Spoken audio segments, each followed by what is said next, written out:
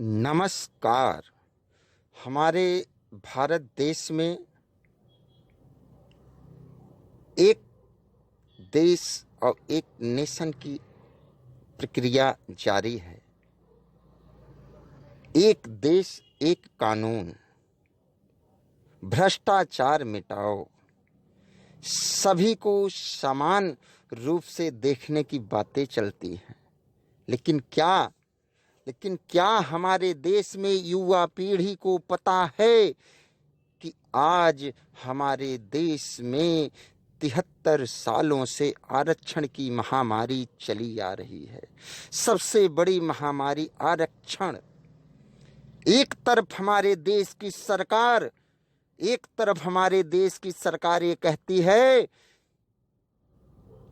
कि देश में एक जैसा बर्ताव होना चाहिए, हर किसी के साथ समान बर्ताव होना चाहिए, लेकिन एक तरफ वहीं पे जाति पाति भेदभाव का बर्ताव किया जाता है।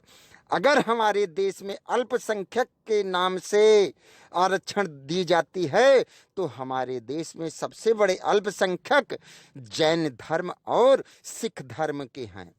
इनको क्यों नहीं दी जाती आरक्षण? इनको आरक्षण दो, इनको संरक्षण दो, लेकिन ऐसा नहीं है। अगर वो ऐसा करेंगे तो उनकी ये जो वोट की राजनीति है खत्म हो जाएगी। एक आरक्षण, दूसरे तरफ एससी एसटी एक्ट, स्वर्ण समाज, ब्राह्मण क्षत्रिय वैश्य, यह 3 लोगों के ऊपर एससी एसटी एक्ट लागू हो जाता है। अगर किसी को छोटी जाति वाले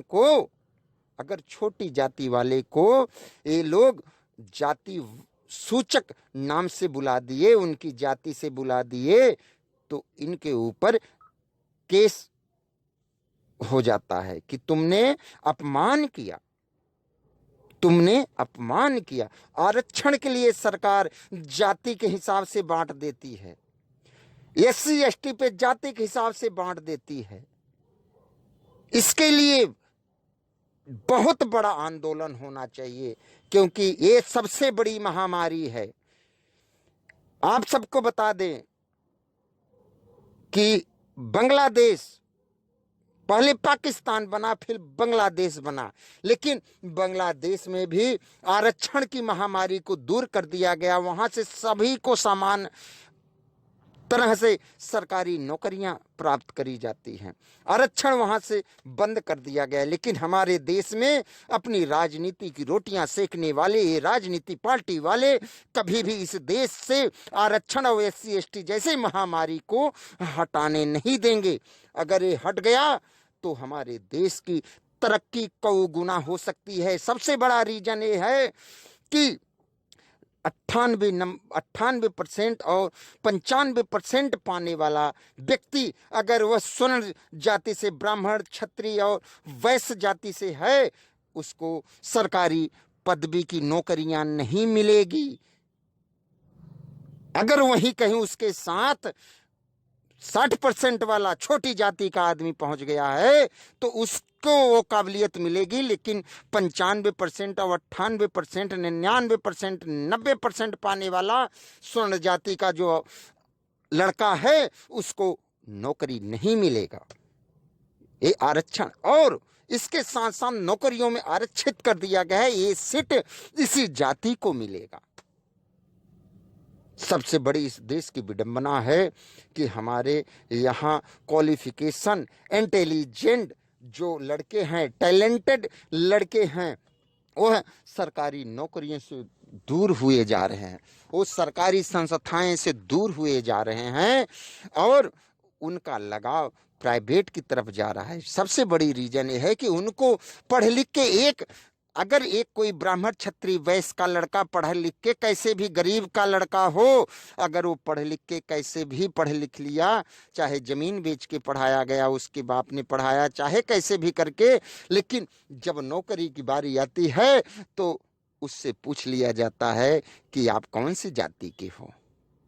अगर वो कहीं ऊंची जाति का निकल गया तो 100% भी मार्क्स लाने वाला होगा तब भी उसको नौकरी नहीं मिलेगी, 60% वाले को ही मिलेगा। ये इस देश की कानून व्यवस्था है। मैं सभी भारत देश के सभी उन युवाओं से कहूंगा कि तुम्हें नौकरी ना मिलने का कारण हमारे इस देश की सरकार है, चाहे वो किसी की सरकार हो। 370 हट गया, वो अस्थाई कानून बनाया गया था, लेकिन आरक्षण भी तो अस्थाई है, इसको क्यों नहीं हटाया गया? क्योंकि ये हटेगा तो इससे इनकी वोट की जो राजनीति है वो खत्म हो जाएगा। मित्रों, राजनीति पार्टी, राजनीति दलें वो कब क्या कर रही हैं, उनको अपने हित के लिए कुछ ना कुछ वो कानून व्यवस्था बनाती रहती हैं और कहीं ना कहीं कुछ ना कुछ छोड़ के जाते हैं। मैं चाहे वो तत्कालीन सरकार हो, चाहे वो सत्ता से पूर्व सरकार रही हो, वो सभी मिलके कभी भी किसी ने भी इस पे नाम नहीं लिया। नमस्कार। हमारे भारत देश में एक देश और एक नेशन की